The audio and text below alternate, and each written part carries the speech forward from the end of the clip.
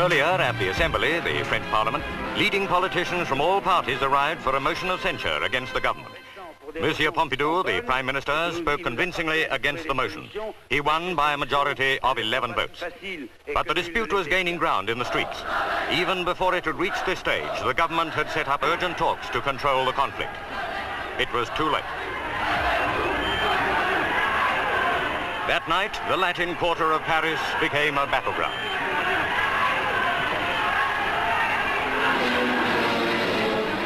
The Prime Minister and leading government members desperately tried to stem the flood of dissent, but it was no use.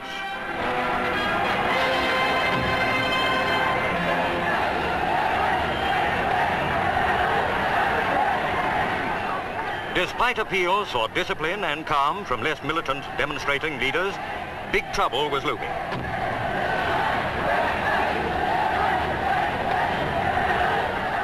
The mob was incensed by the sight of riot police. Sanity and social responsibility were forgotten.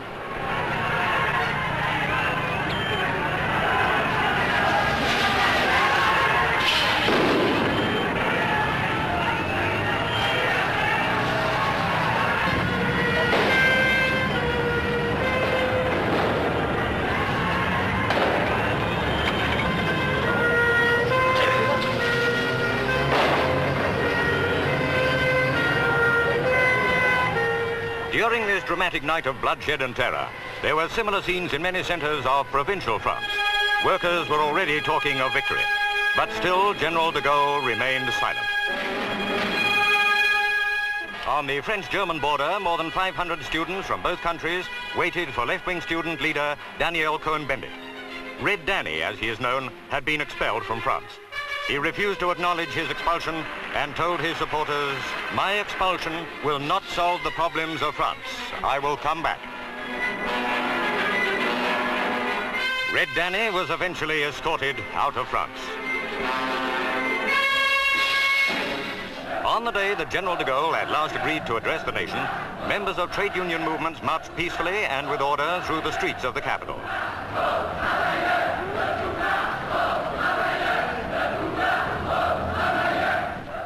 Could the general, president of the French Republic, solve his country's turmoil?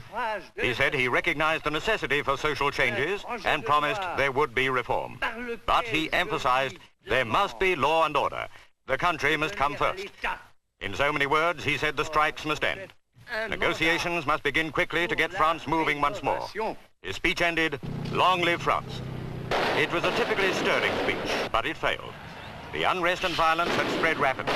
In Paris, it was a night of wild disorder.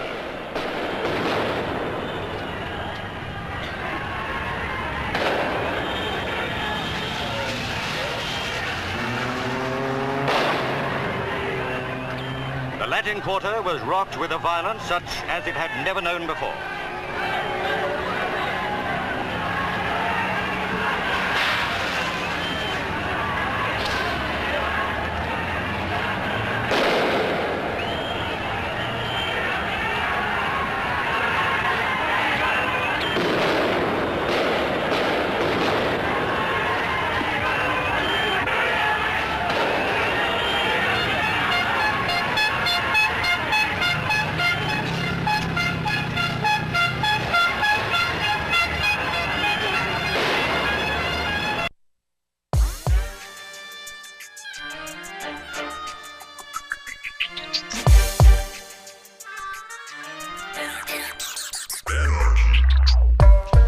To the Michael Brooks Show. We're broadcasting live from Brooklyn, USA, where left is best, as it is everywhere else, with super producer Matt Leck. Hello. Chief economist and camera operator David Griscom. How's it going? Super producer David Slavic, roaming the digitosphere in the ever-expanding TMBS universe. On today's program, returning crew Matt Taibbi from Rolling Stone magazine and plenty of other legendary pieces of journalism joins us. We're talking about the draft Bernie movement. What can fix Facebook, this little, actually massive, pernicious engine of fascism in our global landscape? Plus, Julian Assange, in my opinion, is trash. the case against him has implications for the free speech of all of us. We're talking about that. In a global update, 2 leaders of the Landless Movement in Mexico have been assassinated as Brazil's new environment minister calls fines ideological. And local elections see strong results for the Congress Party in India, perhaps a rebuke of Modi's fascism. Pakistan's Prime Minister Imran Khan looking to make a grand bargain in South Asia with the Indian government. Plus, shout out to Lula and a whole bunch more to get to in the post game. We are ready to go. But let's start with the yellow vest protests, which have gripped global consciousness for at least a week now. The massive street demonstrations across France, which started with a focus on the government, the Macron government's punitive and austerity, top-down driven approach to implementing a gas tax, an increase in petrol gases. The rise in the streets have quickly grown and expanded in terms of demands and causes. And they've led up to this moment, which is Emmanuel Macron's partial back down as of last night. This is a clip of Macron. It's subtitles for those watching on YouTube, and I'm gonna read or speak over it rather, what he said for those listening on podcast. It was at first an anger against a tax, and the Prime Minister responded by canceling and removing all increases scheduled to start for the next year. But this anger is deeper. I feel it is justified in many ways. It is 40 years of malaise that is resurfacing. Malaise of workers that can no longer find places for themselves. Malaise of territories, neighborhoods, villages. And we will see public services diminish, an environment that is disappearing. Democratic malaise where the sentiment is not being heard is growing. Malaise in the society, in the face of changes in our society, a secularism that has been disturbed, and up against a way of life that creates barriers and distance. It was a long time coming. It's here now.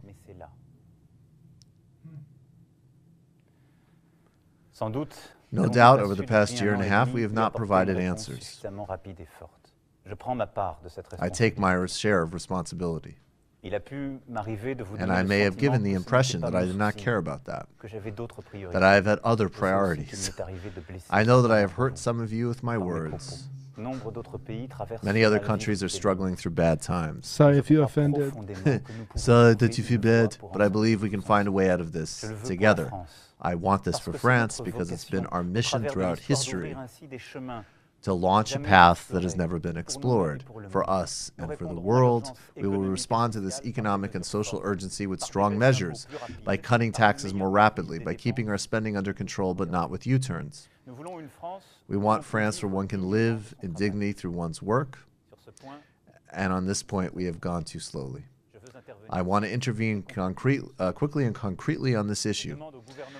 I ask the government and parliament to do what is necessary so we can live better in his work so one can live better on his work salary from the beginning of next year.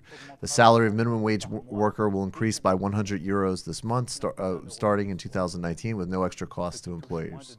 For those who get less than 2,000 euros each month, starting in 2019, we will cancel Social Security tax hike passed this past year. The effort we asked for was too big, and it was not fair. So these are Macron's words. You could see there he's conflating a lot there. He's conflating some of the xenophobia that has spiked in France due to immigration. He's conflating in the rhetoric of a 40-year problem. He's still taking aim at the French social model. And along with that, he refused some of the demands of protesters to reinstate a wealth tax, which of course not only needs to happen, but needs to be radically expanded as we seize oligarch money to invest in the future to address the problems that things like this gas tax were really supposed to address theoretically. And let's get specifically into that. In France, 80% of fuel is diesel. In just the past year, the price of diesel has risen by 23%. Macron's plan on the increase of diesel sparked widespread protest, and the Yellow Vest movement comes from a French law that requires every vehicle owner to purchase a yellow vest. American liberals were quick to attack the protests and leftist support for them and back Macron's regressive policies by suggesting that it was an anti-environmental movement, one opposed to dealing with the demands of changing our energy economy and dealing with the climate crisis. And I won't even give them credit for being half right. They're less than a fourth right. They are entirely missing the reality that this punitive measure to punish everyday workers when the real foundations of the climate crisis are in a consumeristic capital economy, driven by capital, driven by oligarchies and energy cartels that warp policy, take money out of people's pockets, and damage the public good. The only way to address this is by nationalizing oil companies, mass redistribution of wealth, and extremely high taxation for the wealthy. And it's why one of the major demands of the movement has been the reintroduction of the tax on the wealthiest French people, something Macron repealed and has still not backed down on, you notice in that speech. Much of the activity of the Yellow Vest movement has occurred in areas between the rural and urban communities. For those, there is little choice but to drive a car. The tax is overwhelmingly would have been on the backs of those who could least afford it. The flames were only stoked when the debates in the 2019 finance law revealed that more than 500 million euros from the fuel tax will go not to ecological transition, but to cover the deficit of the 2019 budget as a result of the abolition of the wealth tax, literal redistribution of wealth from the bottom to the top. The protest movement has contested this important terrain, and we will see more and more in years to come of who should pay for the destruction of our environment. Well, we say the industries and interests that cause that destruction, not the people living inside that context. The movement has, of course, rapidly expanded and now includes public sector workers, students, small business employees, shop owners, and artisans, and a host of precarious workers and long-term unemployed, in addition to a proliferation of women taking the lead. It's important to note that though this is a protest against austerity, it has not taken place in the workplace, and it requires a more careful analysis of its goals. There have been a variety of sentiments and strategies deployed in these protests, and people on both sides of the political divide have tried to make it theirs. The fascist forces of Marine Le Pen and the National Front have tried to make it their own. Mélenchon and the left have embraced it and tried to make it their own, but instead what we see is a proliferation of organic uprisings across the country demanding very good things, but also attracting all sectors of politics, including fascists. That's why we have, we've seen in certain areas chants break out that are racist, homophobic, xenophobic, and sexist in nature. We've seen the efforts of the National Front to woo the movement and try to make it part of their own fascist movement. The Italian example is very cautionary, where similar protests had taken place in Italy and were capitalized by the Northern League without a strong leftward presence and, of course, a center not able to properly respond to these demands and, in fact, creating these demands. So the task of the left is to go into this contested space, recognize the absolutely correct sentiments there, but not have a sort of mystical belief in the power of crowds. Crowds draw everybody, and movements draw a vast amount of people, things, and ideologies. It's a contested space. The sentiment, the anger, the movement is right. But we can never allow it to be defined on fascist terms. Macron's minor concessions should not halt the movement that has already been able to seriously challenge the government. It's unclear what will come of this movement, but it has radical potential to create a new political formation that challenges the tired politics represented by Macron. That's right. Macron's 1990s AOL politics might be the sort of cause célèbre and de jour of delusional, disconnected centrist types. But in the real world, this type of politics is already aged out and done, even as it has a late and disastrous arrival in France. The continued fight will define the next phase of the ecological movement. Will it accept its responsibility to the planet, or will it use an outsized political power to try to make the poor pay for the greed and abuse of the rich? In conclusion, we want to play a few scenes here from these protests because we have discovered the only red-brown alliance that this show can ever get behind. And for those of you watching, this is a tractor trailer, farm equipment, spraying manure on a government building in Paris. The type of red-brown alliance that we can believe in. Cutting away, we have another one we're going to play. And this one deployed against a police barricade. This is the kind of protest we need at Tucker Carlson's house.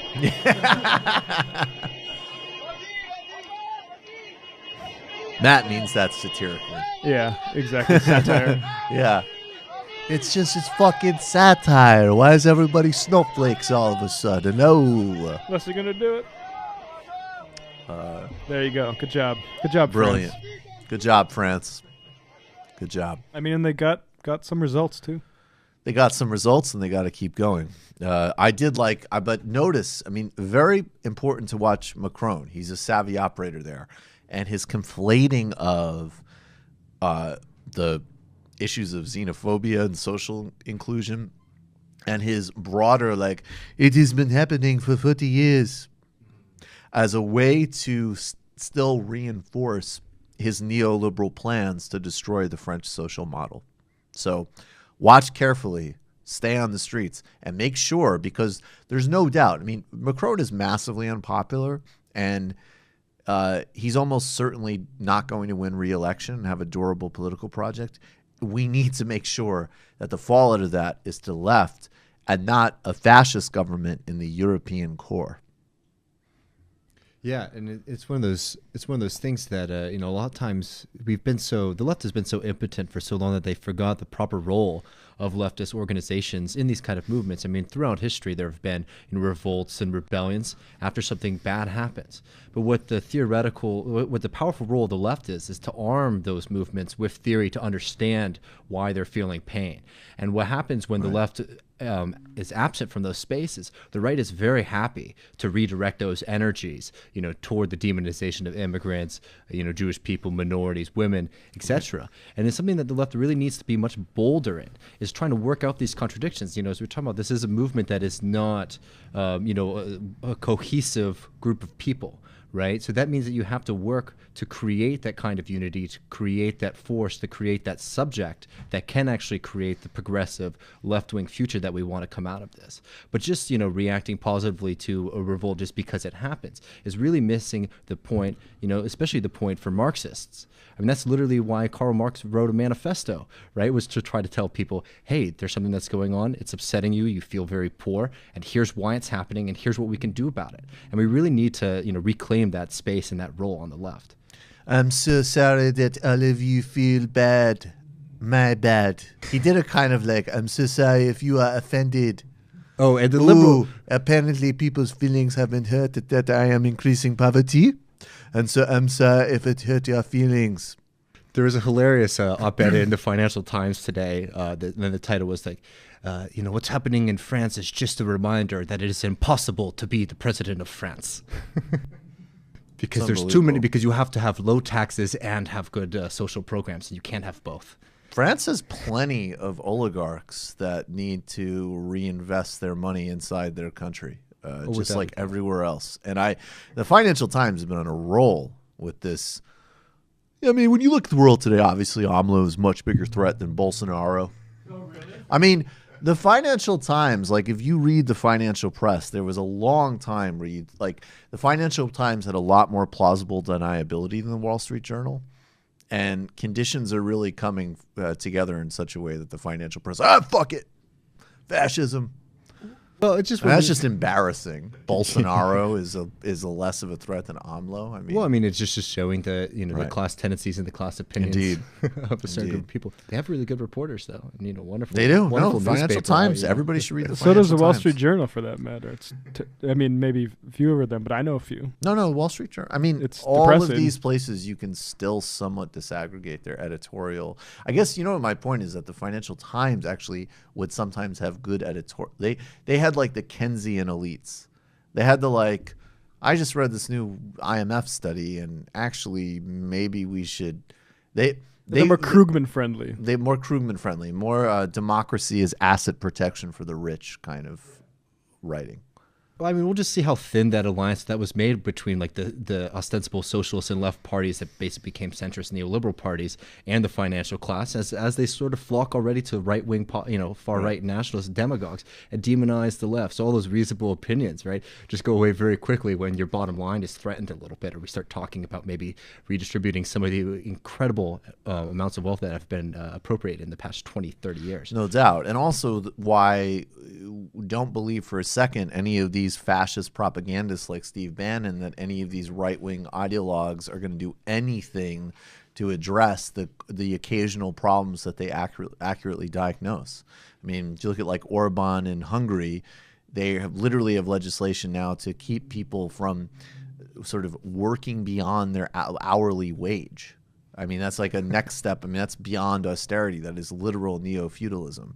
So that's what we have in store from these fascist governments. And the centrists will break that way because they know they aren't a threat to capital, and the fascists will use real problems and misdirect it to bigotry and xenophobia, and then actually implement a policy that's even more oligarch-friendly than what came before.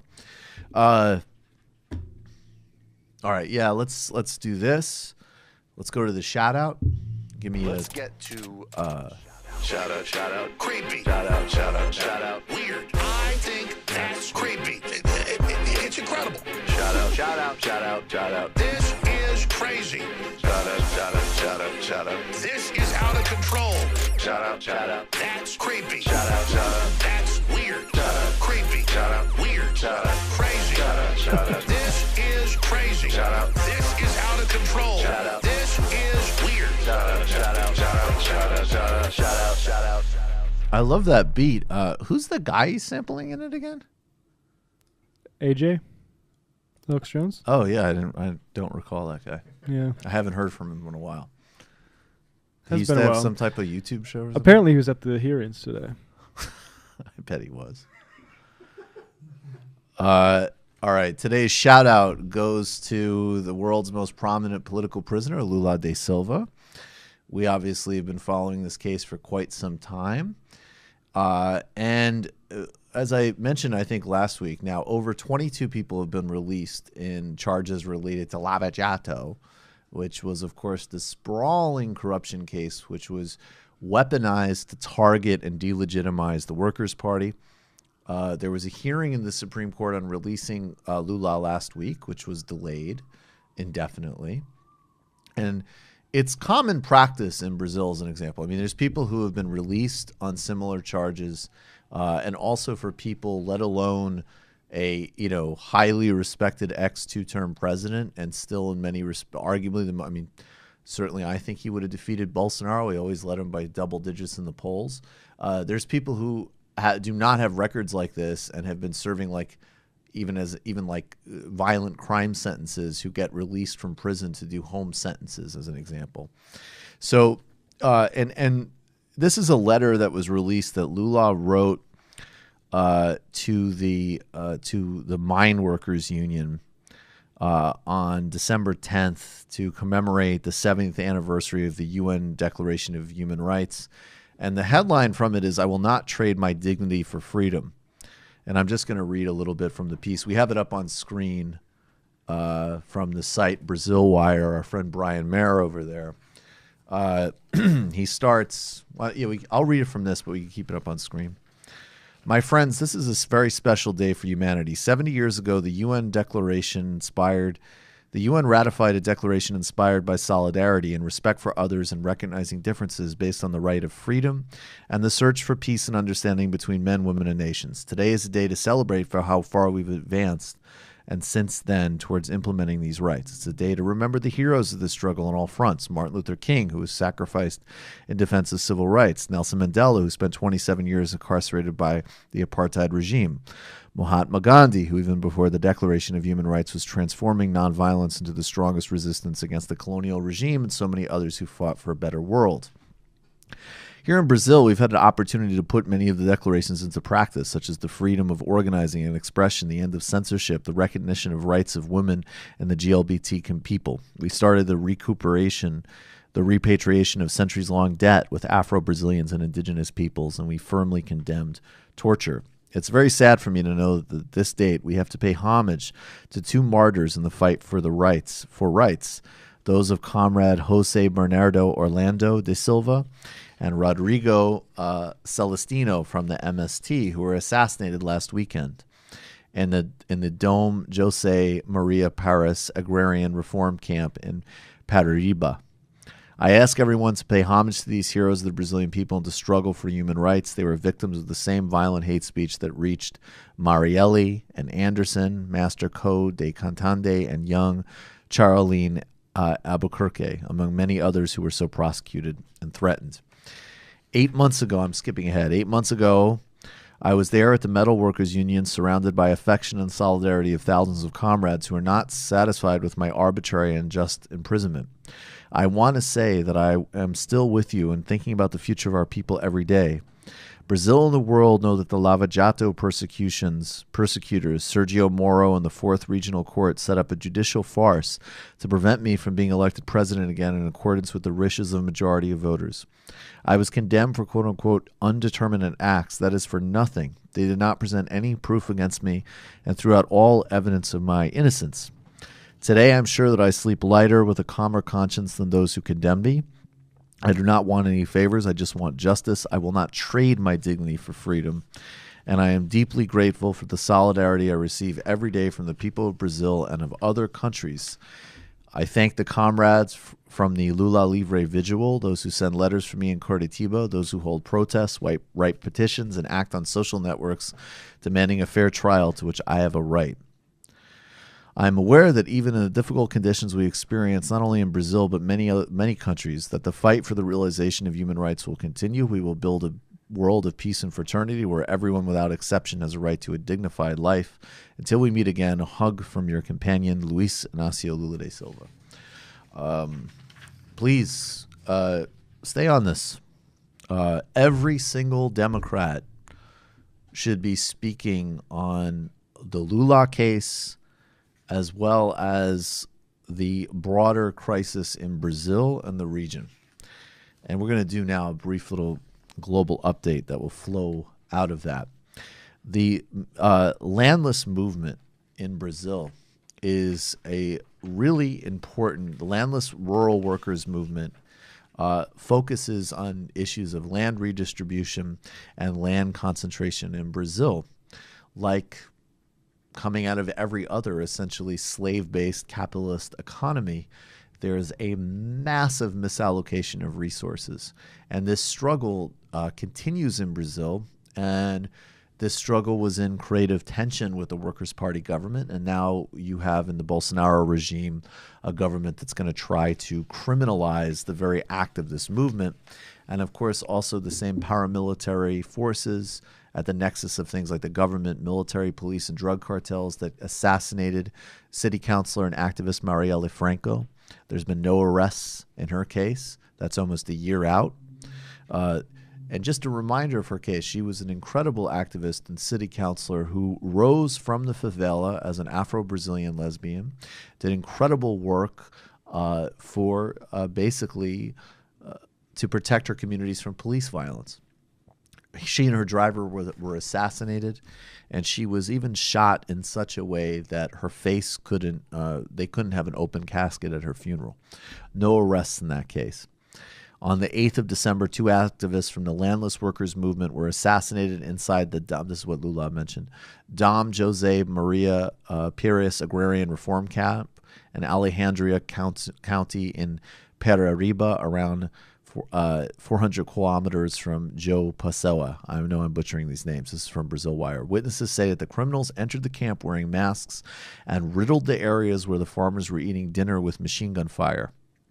The victims are Rodrigo Celestine Jose Orlando Bernardo de Silva, both camp coordinators, which suggests that the crimes were committed to intimidate people engaged in the struggle for land rights. 450 families live in the camp, and where they are exercising their constitutionally guaranteed right to farm on land that was abandoned and not used productively when they settled it. The official owner of the camp is the Santa Teresa Business Group. So, again, more things that we really need to be emphasizing to elected officials here and in terms of our solidarity. In India, local elections did not go well for Narendra Modi's BJP, Hindu Nationalist Party. The centrist, center-left, and center-right, and highly compromised in its own ways, Congress Party scored big wins in local elections. And there were setbacks in many key states, and local elections actually matter a lot in India. It's a system where local parties have a great deal of discretion over resource spending and in relation to the federal government. The Rahul Gandhi, part of the Gandhi family legacy and lineage, not the Mahatma Gandhi, the Nehru Gandhi family, who leads the party, definitely got a boost, and this is being registered as a hit for Modi and a stagnant economy and budget cuts. So we'll continue to monitor both of those things. Guys, anything you want to jump in on before we get to the Griscom Economic Minute? I just think it's like... Oh, I had one thing. Yeah, it was another Brazil Wire. We'll tip 3 articles here.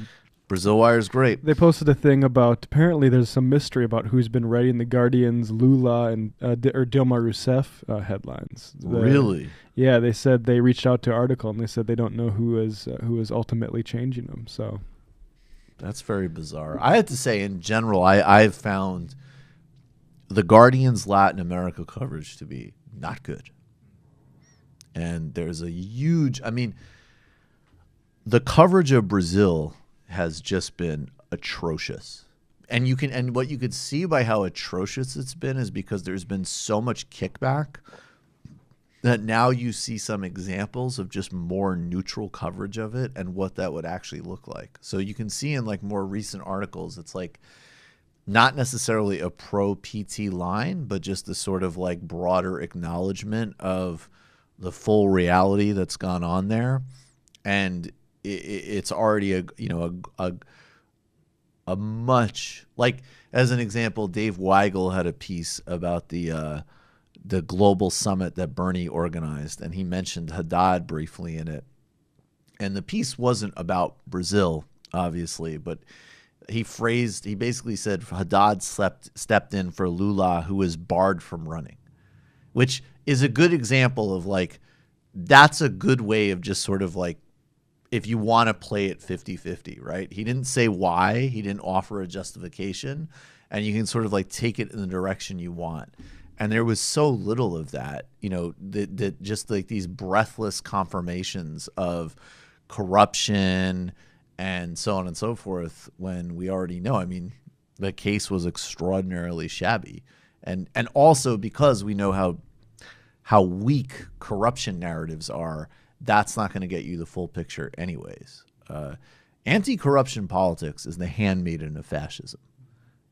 And you either need to deal with corruption as a whole, which will deal with capital as a whole, or don't worry about it that way. Because as I always say, look, the evidence against Lula is paltry. But if the payoff, if the arrangement is, you deal with a dirty political system and engineer it so that between 29 and 40 million people are lifted out of poverty and you end up with a modest condo, great. Yeah, corruption. I would say nominate him for a Nobel Peace Prize. Corruption seems to be like trying to bifurcate different types of exploitation. Like there's the good exploitation and there's the bad exploitation. Yeah. No, I think that's exactly right. Let's get to the Grisham, the GEM system, the Grisham Economic Minute, how to get condos with Marxism. Yeah, well, talking about corruption, I wanted to talk about the way that financial global capital tries to subvert democracy. Specifically, I want to talk about what's going on in Mexico right now.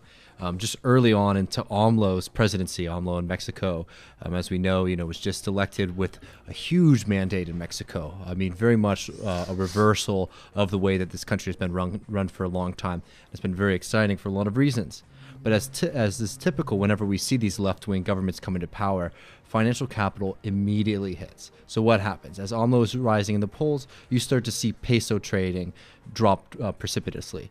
So much so that, that there's all these questions. It's like, well, is this a leader good with the economy? Is this leader, somebody who can lead the Mexican economy out of its sort of stagnation that it's been in for the past few years? And I just wanted to hit a couple things that have been happening recently.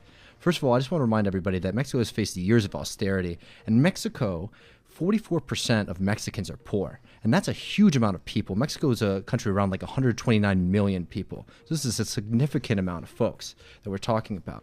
And we've seen regime after regime be completely open to global capital coming into Mexico, privatizing public goods, and taking the natural resources from people. So now we have AMLO, who's introduced this new idea called the People's Poll. I don't know if folks have followed this, but what he's done is he's brought economic questions to the people of Mexico. So one of the most recent scandals was there was a $13 billion plan to build a new airport outside of Mexico City. AMLO held a People's Poll to ask if they want to spend the money on the new airport rather than just refurbishing the existing airport. 69.9% of people voted to repair the current airport rather than spend $13 billion on a new airport, which freaked the fuck out of the global capitalist class, who had already bought bonds, had already invested, and already wanted to play this game. Well, AMLO says, that we're not going to do this, and has even said to the people who've put in money, we'll give you some money back so that you don't, lose all of your investment. Right. But of course, this has freaked out the entire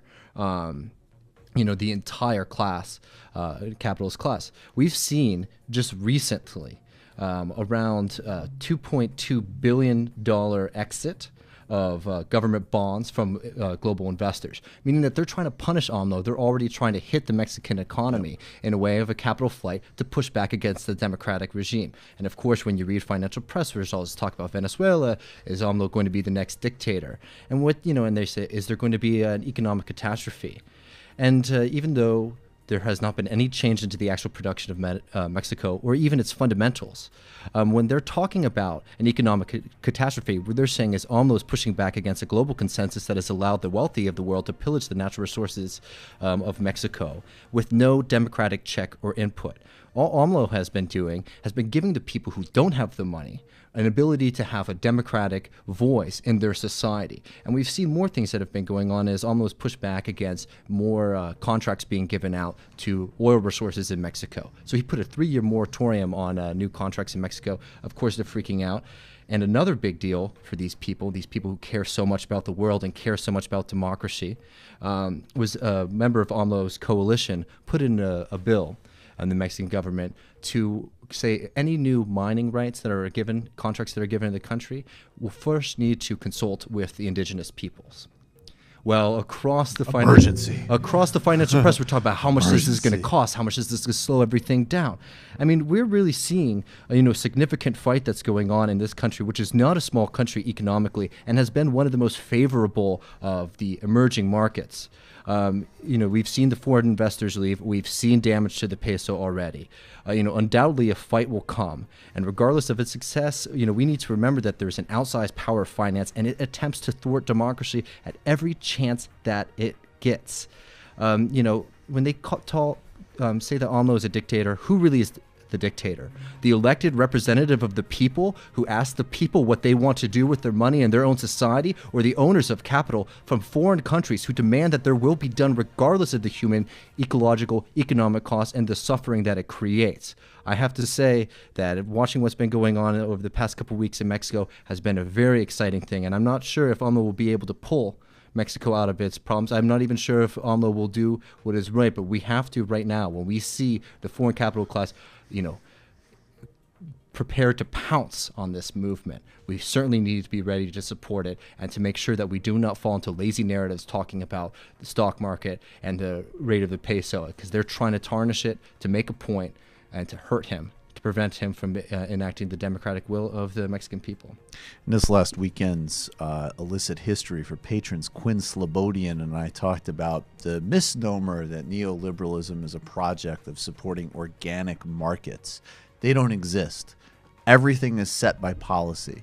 The global rules of capitalism have been written in such a way that not only are they not following any type of moderate social democratic model, they have viciously and very determinedly and very strategically been written to favor a very narrow set of interests, which is why when you look at something like the Trans-Pacific Partnership as an example the Obama administration was pushing, it was about delivering a very narrow set of policy rules for a capital class and investors and intellectual property rights. That's what it was about. It was not about trade.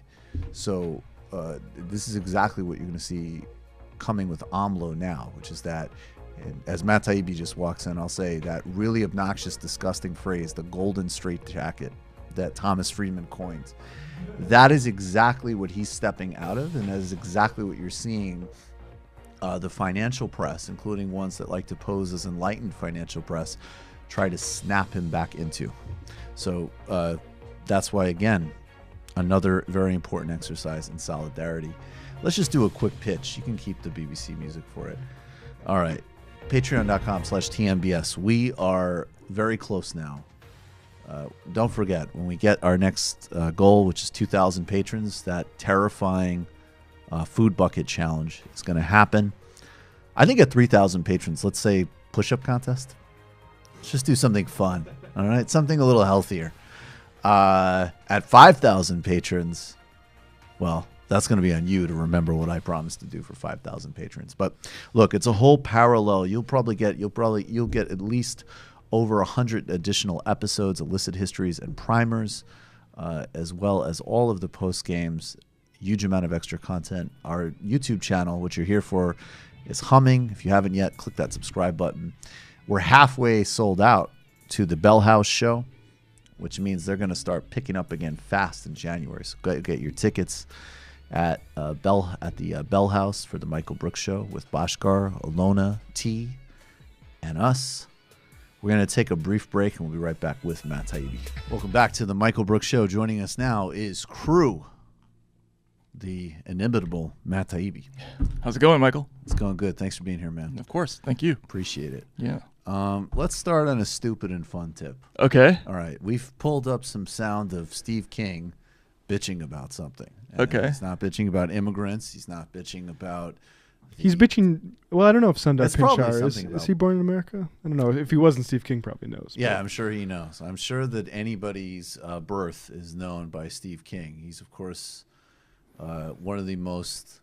He's a not hide-the-ball white supremacist. But he's also a guy who doesn't understand. So that's a good point. I'm sure he would know where this guy is born, but he does not know what this guy's company does exactly. He knows it's tech. He's talking with, who's the guy from Google? I think Sundar, I can't remember. But it's a guy, he's talking to somebody from Google. Correct? Oh, it's Microsoft, sorry. Excuse me, he's talking to somebody from Microsoft. Okay, sorry. Always helps to set up being an asshole. Okay, this is the CEO of Google, Sundar Pichai. Definitely would be shocked if he hasn't made an appearance in a Thomas Friedman column, speaking of which. He probably has. I'm sure he has. And here he is getting questioned by Steve King. And you'll probably notice something pretty quickly here. I have a 7-year-old granddaughter who picked up her phone before the election, and she's playing a little game, kind of game a kid would play, and up on there pops a picture of her grandfather.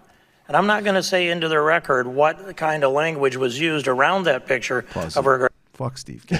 Right. Is it was Steve King as a racist? Yeah, is it Steve King as your granddad's a fucking racist? Which was used around that picture of her grandfather. But I'd ask you, how does that show up on a 7-year-old's iPhone who's playing a kid's game? Congressman, iPhone is made by a different company, and so, I mean... it might have been an Android. It's just... it was a hand-me-down of some kind. You know, I'd ask. I'm happy to follow up and understand the specifics. There may be an application which was being used, that in the which back? had a notification, but I'm happy to understand it better and That's clarify Facebook it stuff, for you. right? Okay, thank you for your testimony and yield back.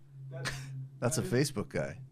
That's a Facebook protest, right? Yeah. Well, it's not a. You mean it's a? What do you mean a Facebook protest? I thought the guys that they had dressed up like that were part of like the Facebook is the new like robber baron Monopoly thing. It's a. You're I'll pull talking it about up the here. guy with the mustache and the top hat. I think that's a Facebook thing. But I like though that his backup is first is like, why didn't you not make something happen on an iPhone? And then he's just like, well, we don't make iPhones. And he's like, yeah, it could have been. It could have been an iPhone. It could Yeah, have been another phone. It was. It could have been. It could have been you who did it. Yeah. It's like your flying carpet magic doesn't deceive me. Why did my granddaughter see that headline? You son of a bitch. I saw Steve King once give the most jaw-dropping speech that I think I've probably ever watched in my career as a campaign reporter. What was it? I was in Rockwell City, Iowa, and he was with Huckabee, and That's a good combo. yeah, and they were talking about gay marriage, and I forget what the name of the Supreme Court case is about that, but it had just happened. Oberfeld? No. Oh, yeah, Bergerfeld, whatever it is. Yeah. And he said, he essentially says to the crowd, that Supreme Court case means you can now marry your lawnmower. And I was in the back with all the reporters. I mean, we were all like, and everybody stopped. Like, what the fuck does that mean? Like, we all were hoping there was going to be Q&A so we could follow up, but there wasn't any, so we never got to. Basically, he interpreted the law to mean that you could basically marry anything, Right. and not just another. You sure like lawnmower isn't just some like white nationalist slang for like Muslims or something like that? That would have made more Guy sense. can marry a lawnmower. Yeah. But that is amazing that he skipped, because the old like freak out homophobic line was the Santorum thing, that you can marry your dog. Oh, right. So he yeah. just skipped that. He skipped He's just that, like, we're yeah. just going straight inanimate objects. Yeah, you got to keep it animate Yeah, it should be animate. if you want to be homophobic properly. Right. That's Yeah. just like an it's just sort of unpleasant like image, non though, sequitur you know? homophobia. Bro. Yeah. Yeah. Very weird. Do But you remember so, the Tony Soprano in the remember that scene where he's like talking he's talking to his therapist, because essentially like he's what he's actually talking to her about is murdering a guy because he's gay. Right? okay. And he doesn't want to do it, but Phil Leotardo is a real hard on, and he's just like, and so he's basically gonna have to let it happen because it will implicate some garbage root or some shit. And he's like, part of me just wants to say salute, live and let live, right? And she's like, yeah. And he's like, but he has to convince himself. He's like, but it's like that Senator Sanatorium says, soon we'll be fucking dogs. Yeah. It's like that Senator Sanatorium says. Sanatorium. Outstanding. Yeah, that was. Oh wait, it's Equifax. No, it's a group called Public Citizen. But they're protesting Equifax. They did this in October of 2017. So this guy's been around a little bit. He appears in the background. So he's just like, So it's a monopoly over the justice system. yeah. I got it. So he appears like he has a monocle. Yeah. It's a good bit. I like it. That'd be a fun job. Just go to hearings That dressed would as be a a very monopoly fun man. job. That might end up being my job. You should bring a monocle into the. yeah, why? Yeah, I don't think you should go in such a. Yeah, you should just bring a monocle for all jobs. Right, yeah, exactly. Yeah, I would hope that next time you come hang out with us, you'll have a monocle.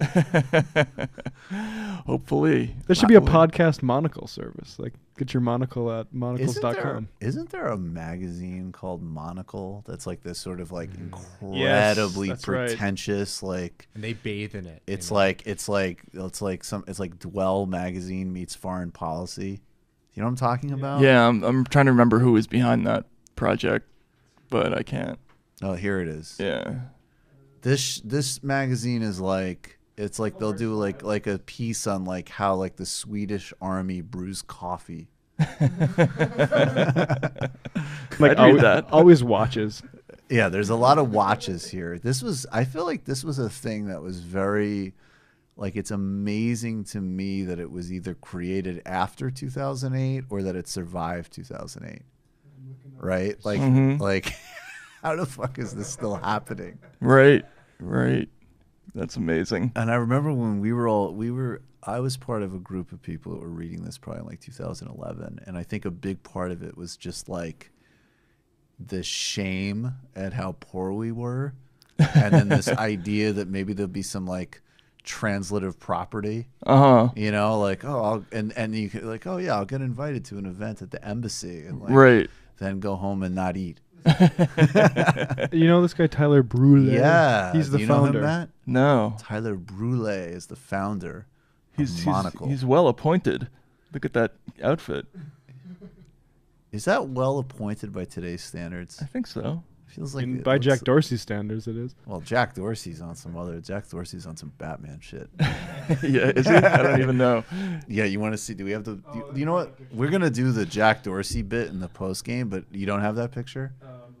We got to show Matt that picture. So he just went to Burma and did a meditation retreat. Okay.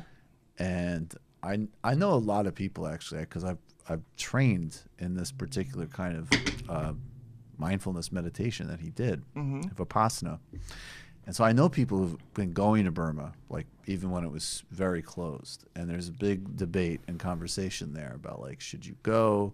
First because of the military dictatorship and now because of the genocide of the Rohingya. And he just like went. Just like, who's fucking rad. Wow. Like even as there's like all of these reports coming out about like the picture social media complicity in genocide. Yeah, that's right. That was there with the whole UN thing, but that was more about Facebook. That was more, yeah. I don't know if this is a picture. This is a picture I was talking about. It was with Shinzo Well, this Abe. is him in Japan, but Yeah. I don't know if he has a picture from Burma. Oh yeah, I this don't is know a if he's pretty got one rad from Burma. picture. Yeah. That's a very Star Trek-y kind of look. I dig it. Everything's under control on Twitter, guys. Yeah, I'm trying don't to be. worry about it. I'm going to have a New Year's resolution, which is just to be positive all the time after the New Year. So I'm getting into the spirit of that. So I'm just trying to react positively to that look. Could you press a pause button on that for the show? For the show? I'm sorry. Okay. Yeah, just need a little bit of negativity, man. Yeah, I know. I actually think this is a pretty positive show, actually, for a left show. It's. I think that was what not do you a say, ringing Matt? No, endorsement. we're not positive. I think there's a mixed bag. Well, I think we can critique and mock people and still be positive. I think like the vibe of the show is positive. Yeah. Like, okay, sure. I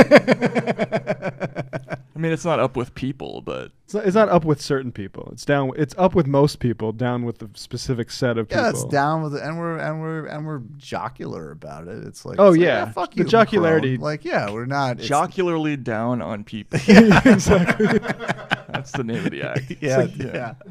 Jocular destruction. We're not bummed about it.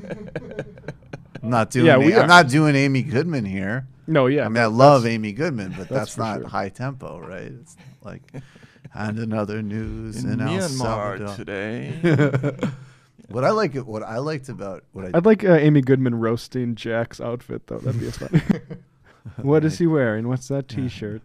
Meanwhile, Jack from Twitter has not aged out of puberty. In other news, the CEO of one of our most important social platforms has severe emotional disabilities. I'm Amy Goodman.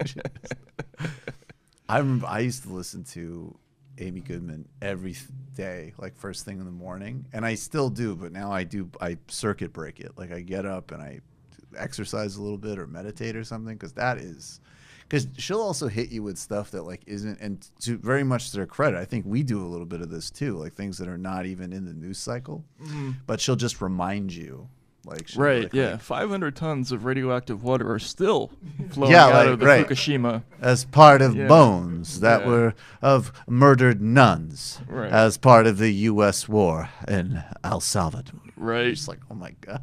Yeah. It's a whole fucking world to live. Well, hey, there's a lot of, I mean, I look on Project Censored like once every month or so just to make sure I don't forget about certain stories, you know. But It's endless. problem is they don't really sell. So, you know, it's That's where you need to bring in the politics of personal destruction of like key figures, like Right. Jordan Peterson or something. Yeah, like Jordan Peterson or somebody like that. There's plenty of people to make fun of, and I think frankly that's a pretty positive attitude. How do we fix Facebook, Matt? I don't know. I mean, this is such a weird subject. You know, I've been following this for like most of this year, and I've really had a hard time getting people interested in this particular angle of the story, because basically the arc of the whole Facebook thing for me was they brought it up in the context of Russiagate and all those ads, and all the platforms were hauled before the Senate last year, and they were told that they had to come up with a plan, or it was suggested to them that they come up with a plan for preventing the sowing of discord. And within 5 or 6 months, they were all in partnership with groups like the Atlantic Council, which is like a NATO organization. Yeah. And they were doing these little test runs of like zapping little sites. And then all of a sudden they started zapping real sites. I thought this would be a big media story, you know, like because some of these organizations had pretty decent sized followings, you know. There's a thing called Reverb Press, which, you know, you'll see a lot online, or Liberal America is another one. And they just disappeared. I'm like, some of them were libertarian, some of them were right wing, some of them were, you know, like pro-democratic. And I think it's kind of a harbinger of how the media is going to be dealt with in the future. The sort of Alex Jones model of just sort of removing actors from platforms simultaneously. I don't know. Does that not scare anybody? I think it's terrifying. Yeah. So I mean, that's why I mean we've been on the like Facebook is not just lame, it's evil beat for a while, and it seems like okay, so you have this like big series of actual problems. First and foremost, that Facebook is basically just like this vast data collection scheme. Yeah, it's this vast data. That's the business model. One of the great sort of ironies of Facebook is if you watch the Facebook movie, which is okay, the big beef in that movie is between Zuckerberg and I don't remember one. I guess Maine was with the twins, but there's the guy. But there's a guy that is his friend who he partners with. Yeah. And the guy's always like, okay, Mark, like we need to get advertising on the site. We need to make this something. And he has like the strategic vision that like, no, we're building something bigger than just sticking lame ads on it. But of course, what the movie doesn't get to is it was like, we're not going to stick lame ads on it because we're going to create a massive private surveillance system where the ads can be micro-targeted and sophisticated and absolutely invasive. So the reason we're not doing these little ad campaigns isn't because of some type of ethic or ethos. We're going to go for the real deep dive. Yeah, they were the first, very early in their history, they did those ads that were sort of micro-targeted to college students, right? So I think they were like advertising things like the head of the Charles, like parties and things like that. But the whole idea was they used the data to match the ad to the people, and that's the business model now. Like instead of having to go on CBS and show an ad to everybody, now you can go to Facebook and say like, well, my target audience is 45-year-old right-wing Christians or something like that. With erectile dysfunction. Yeah, with erectile dysfunction. Little negativity into it. So then, so if we were to say, like as a timeline, and Corey Pines talked about this a lot on this show too. He wrote this book, Live, Work, Work, Work, Die, A Journey into the Savage Heart of Silicon Valley, and which I think you'd probably really like that book. But he went to Silicon Valley to become a billionaire.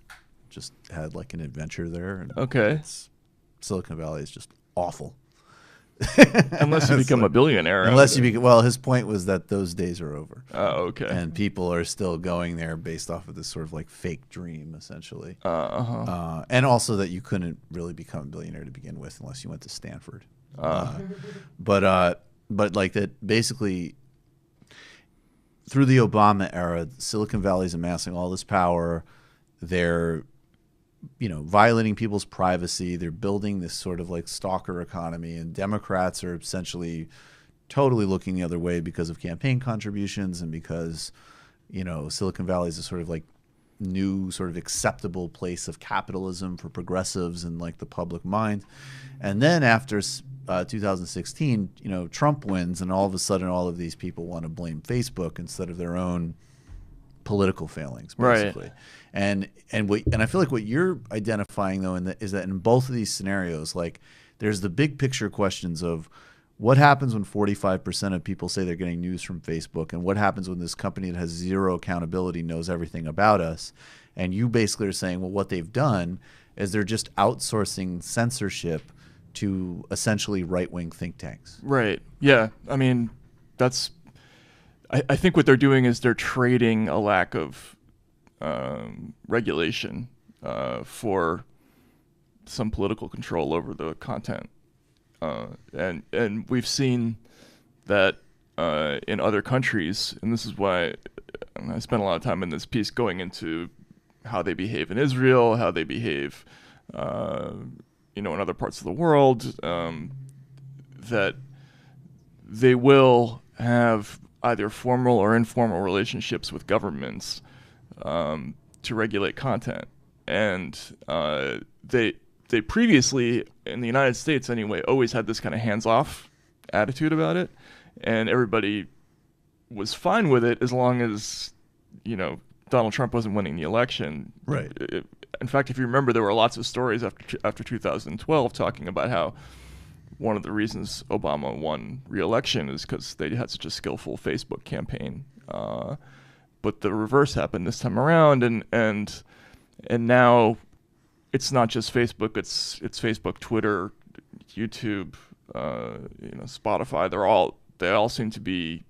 I mean, it's hard to report because you can't say definitively that they're acting in concert. They all denied to me that they were, but you keep seeing situations where a person or a media outlet will disappear from 3 or 4 of the platforms in the same couple of days, and that's troubling, right? I mean, even if it isn't, even if they're not on a call together, right, you're setting a template. Yeah. And that, so is it, I guess being a socialist, I always just say, yeah, these platforms have major implications for speech and for journalism. And they're private platforms, so you can't do anything about it. So the way you have to do is you basically, I advocate just making them public utilities essentially, and then the First Amendment would protect them. Like, what is that? Does that make sense to you? What did the Europeans figure this out? Do they have some? The Germans have a formal law that governs this. I mean, it's a little simpler over there because they have hate speech laws that they can just apply directly to. Right. And so they've kind of created a system. They've built these things they call deletion centers, which sounds really creepy to me. It sounds so fucking creepy. But yeah, no. The problem with all of these platforms is that they're essentially unregulated media regulators. They're non-transparent media regulators. Like you think about Google, it has an algorithm, and the way the algorithm works determines what order you see content in. Like, they've decided that they're going, like, for instance, the metaphor they used for me was, well, in the old days, if you entered baseball in your search engine, the local Little League team would come up. Now we've shifted the emphasis from specificity to authority, right? Or relevance to authority. So now instead of the local Little League team, you'll see MLB.com. And that's a much more subjective, I get, MLB, sure, but relevancy feels like that's a more sort of, that's a less subjective metric. Yeah, so the metric, they'll send you, they'll show you how the survey works. Basically, they're looking for things like, does the outlet have a lot of Pulitzer Prize awards, right? So the thing that really was stunning to me was the World Socialist website. It doesn't actually, no matter how you feel about it, they don't really have factual problems. They're very professionally run. It has a clear message. There's no fraud involved, right?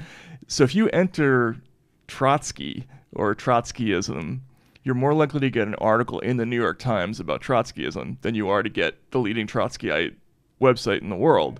And that's a big change. Like they started, and that's a big problem. Yeah. It's also not very authoritative. Right. Yeah. If I want to read about Trotskyites, I want to read them, not Barry fucking Weiss. Right. Yeah. Exactly. Yeah. But that's a major sea change, and they just sort of did it in early 2017, and the problem with that is that they, when they make changes to their algorithm, nobody knows. They don't announce it. You don't know what the changes are, and it's impossible for media companies to really keep pace with changes if they don't know exactly what the metric is. So it's very difficult. I mean, I think it's a big issue, but you see people, yeah. I mean, and so that was like I don't have, in the relative world we're in, which is a problem. I don't have any, cool, Alex Jones is hurt. That's great. Fuck Alex Jones. Whatever. I actually kind of miss doing content about him. yeah. But it's a lot, actually. But I feel but it was just amazing how people totally missed this sort of bigger picture takeaway, which is all of these platforms just gone. Right. And if you think, I guess this is always my argument to the left. It's the reason that I'm mostly very opposed to deplatforming, I have no problem with using it strategically, and I think there's fringe benefit.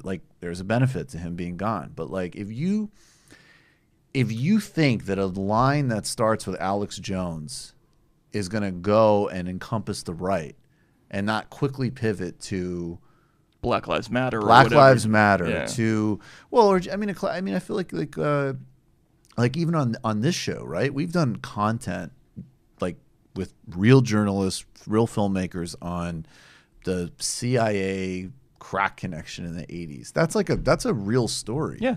The DEA and El Chapo is a real story. It's a real enough story that they're literally keeping it out of court proceedings right now as we speak. And also heroin in Afghanistan. But if you just have that sounds weird.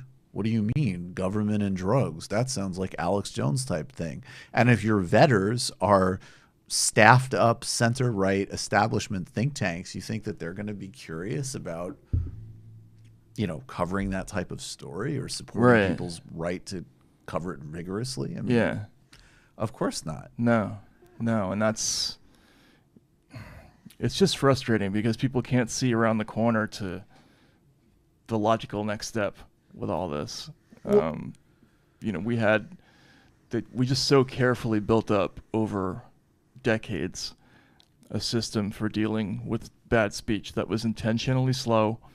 The bar was intentionally really high. There's a reason why it's really hard to get successfully sued for libel.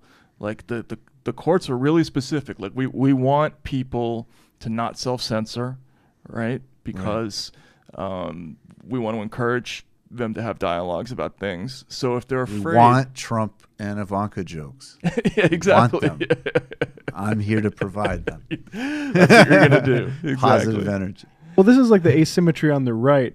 Yes. Because they can play this game, and if they get the leftist banned, then that's good for them. And if they don't get the leftist banned, then they can say, well, why do you ban them or why don't you ban them when you ban us? And look at it from let's bring in the Gramscian hegemony, right? Because they also can sacrifice, at the end of the day, even if the Mercers or whoever else is chipping some money for somebody like Milo, doesn't matter. It could be useful for 6 months and then he self-emulates and it's gone. And the broader infrastructure of funding right-wing think tanks, right-wing personalities, there's always going to be an endless flow of money and an endless home field advantage for those people. Mm-hmm. So, they can both play it both ways you're talking about, and they also can essentially just fund AstroTurf journalism which can go too far in individual cases and then get pulled off of the field. Whereas, like, I mean, another example for this show, I know Brazil Wire, which we used, because I'm very serious about what's happening in Brazil, and the Bolsonaro and the Lula case and the landless people's murders. They're like an indispensable English language source, and they are absolutely punished by Facebook's algorithms. And I mean, you're going to tell me that people in the Atlantic Council haven't? That's so obvious. Like, who wants to favor that? Or Telesur. Telesur has been punished. Exactly. Yeah, they've been yanked a bunch of times from a bunch of platforms. There was one this week that was really weird. Which there's this thing on Twitter. It's Optisanitize, which is it's a site that is pretty much dedicated to showing footage of war crimes in Yemen. Right. And we've retweeted some of their stuff. That's just trying to bring the fact that we are enabling mass murder there every day to public attention. Yeah. So they got yanked. And there was a little bit, they got yanked once, then people complained, they got reinstated, then they got yanked again, and now that's it. And so this is what's going to, this is what drives me crazy. This is what's going to be the future now is there's going to be almost no way for anybody who's an alternative news outlet that has any kind of slightly, controversial opinion to navigate itself to a wider audience, because there's going to be a fear of getting zapped, because of this dueling tattletale problem. Like the right is going to be trying to get tattletale problem. Well, that's what it is. That's exactly what it is. That's perfect. You're this is a tattletale society. It needs to stop. It's crazy. There's mass reporting on the right and there's mass reporting on the left, and then people get taken off, then they get a demerit, which. But what is the But see, that's the bigger problem in the culture right now, and it's a bigger problem on the left because, as I say, practically there's all these inbuilt advantages on the right. Like, I remember this story that Douglas Lane was telling me about his son going to these really important demonstrations at the University of Oregon against tuition hikes, and the students got in really serious trouble. I think some of them were almost on the border of being expelled for these protests. And then in this total non sequitur, their answer was, well, you have these like pro-life demonstrators also disrupting things. Why aren't they also getting in trouble? Right. Versus, are you fucking kidding me? We're going to be out tomorrow, double the size to lower the tuition hikes and protest that you're threatening our speech. Right. Sure, of course, I'm pro-choice, of course, but that's not like that bizarre, like, instead of taking on the structure, well, why don't they get that? It's so fucking weird how that's disseminated. And it's never going to win on our side because they have the resources for that kind of petty bullshit. Yeah.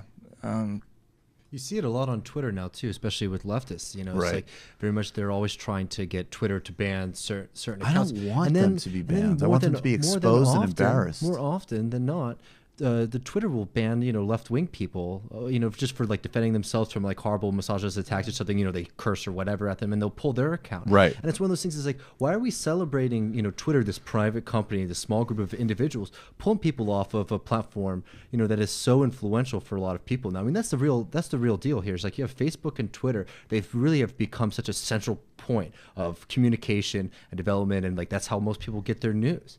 And they've taken that power, and now we're seeing this complete destruction of of that open space.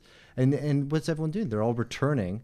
Now they're being forced to return to the New York Times, MSNBC, all these outlets that were thoroughly discredited over the past 15, 20 years. Right. That's why people were looking for alternative. That's why people were on Twitter and Facebook, was to get different sources of information. And now they've returned it back to them. It's pretty wild. Yeah, right. That's exactly the point. Like these sort of smaller outlets, they're there for a very specific reason. They wouldn't exist if the normal news outlets were doing a better job.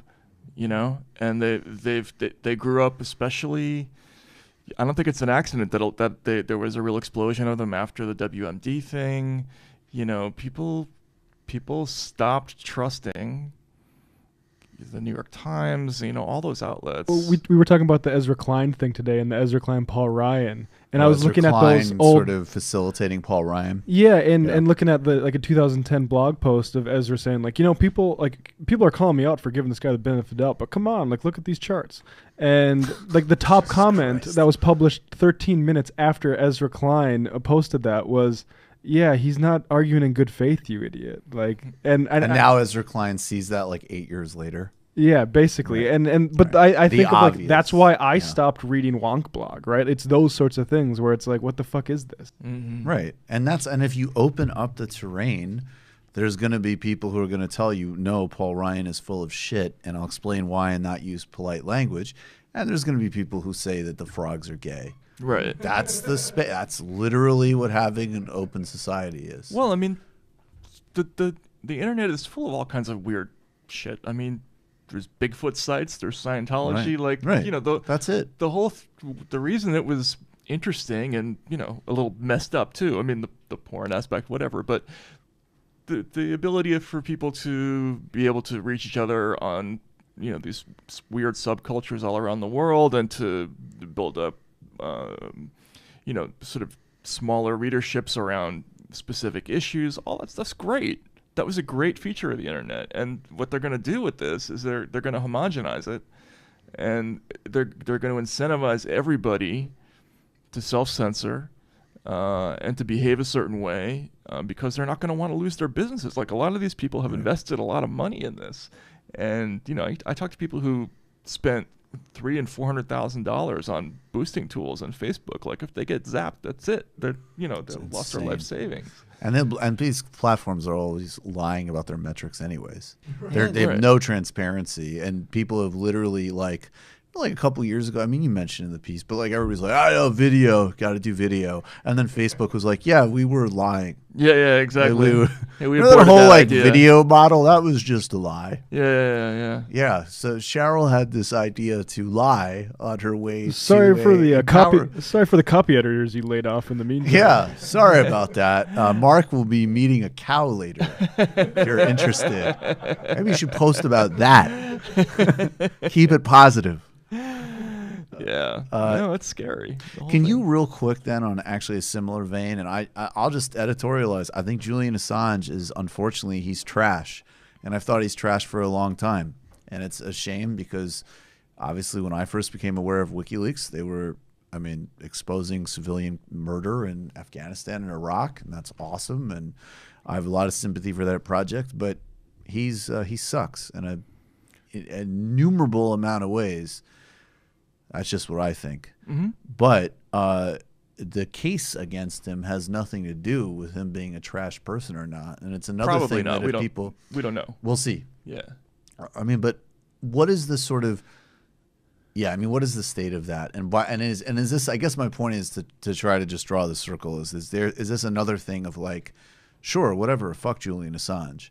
But is this another one where the potentiality of the case they would bring against him has much bigger implications than just this guy? So I think so. Yeah. You know, I go back and forth about Assange. I know people who know him, and I hear, you know, obviously, nobody who does what he set out to do early is going to be an ordinary run-of-the-mill person. Right. They're going to have some things going on with their personality, and also if you've essentially been incarcerated for a long time, you know, you'll start to develop some feelings about things, and I can, in a way, understand some of the ways he's reacted. I don't totally understand the circumstances, but the legal implications of what a case against him would mean are so massive and like awe-inspiring that it's just, again, it boggles my mind that the press is not interested in this, because if what most people think is going to happen happens, and the case ends up being something like espionage or conspiracy to commit espionage, and the predicate act is essentially convincing somebody to leak something. That's all journalism. Yeah, that would, and the penalties, we're talking like 40 and 50 years in prison, right? So that's so insane. So, and I mean, we've already seen, like the Obama administration tried to go after a couple of people in the last, before Trump got elected. They went pretty aggressively after a lot of leakers using the Espionage Act, and all those leakers work with journalists. So I think they did 8 cases involving the Espionage Act and leakers. They had an unindicted co-conspirator who was a Fox News reporter in one of them. There was another case that kind of involved James Risen. I remember that from the New York Times. I think would rattled him quite a bit. They were trying to pressure him to give up his source and all that stuff. But again, if they have a case that defines that activity as espionage or theft or conspiracy to commit theft, that would just radically change the business, like on every level. In a way, like, I agree that Assange is obviously a complicated person, and I do have very strong criticism of him, but I almost want to go so hard out of the gate because I just want to, like, immediately stop the conversation from being about him. Because I just think that case and the implications of it are really, like, I mean, honestly, it could be anybody. That's just incredibly dangerous, period. And that's the genius of it from the PR point of view, right? Is, people, they just can't get past, in almost any case, they can't get past who the defendant is, what the individual story is. They can't see around it to the legal precedent what that is. I mean, the Alex Jones thing was a little bit similar, although that's not a legal case. It's just an incident. But this would be way worse because we're talking about criminal penalties that are enormous. I mean, we're not talking about a fine or the threat of libel, because the way we deal with speech now, we punish the speech, we don't punish the person, right? Like if you have if you get punished for libel, you have to remunerate the victim. It gets taken off there's a correction, et cetera, but we've never taken the person away and put him or her in jail for publishing something. I mean, because my understanding is that the Obama administration was really bad on this, and people said crazy things about Assange. Like, again, very critical of Julian Assange, calling him a digital terrorist for releasing information on U.S. civilian casualties and spying, as Joe Biden did, is a crazy authoritarian comment. But they never actually did this. No. They actually stepped back from it. So even by their standards, which are pretty expansive, they didn't go this far. They didn't, although we don't exactly know what would have happened if he had stepped outside that embassy either. Right. Right. So, I mean, there are no guarantees. I think we're going to find out pretty soon. Yeah, I think Lenin Moreno is his name. That's a very different dude that's in charge of Ecuador. Yeah, and that's a very different politics. And this all has to do with, there's an aid package, where we have a new security arrangement with Ecuador. Yep. So there's no way we can have that with them and have Julian Assange in that embassy. They're just not going to tolerate that. So they're going to have to give him up at some point. And the question is, like, what exactly is going to happen when he walks out there? And again, people are so mad about 2016, and they've read so much, and I totally understand that, but boy, it would be a crazy world to live in if publishing a leak put you in jeopardy. You might have to leave the country for the rest of your life, like Snowden. Right. Right. That's insane. Yeah, it's insane. And it's a funny strategic miscalculation he made, but I see that because I've been, I haven't talked about it enough, but Glenn Greenwald wrote a really good piece on this that kind of summarized everything, and people have all sorts of issues with him too, but he's another person that's like, I get it, actually, but he's an incredible journalist, and we're going to need to like keep focusing on the bigger picture here. And the response was always like, you know, it was like any various number of things, of trash things that Julian Assange may or may not have done. Right. In terms of like how closely he coordinated with the Russians and all of this stuff. And it's like, it's not the point. It's just, it's irrelevant. There's this whole thing in the culture now where there's, they sort of build up an ick factor around people just by relentlessly throwing out information about certain people. And what ends up happening is people shy away from that person online. They don't feel, you feel reluctant to defend somebody. And next thing you know, everybody's sort of piling on.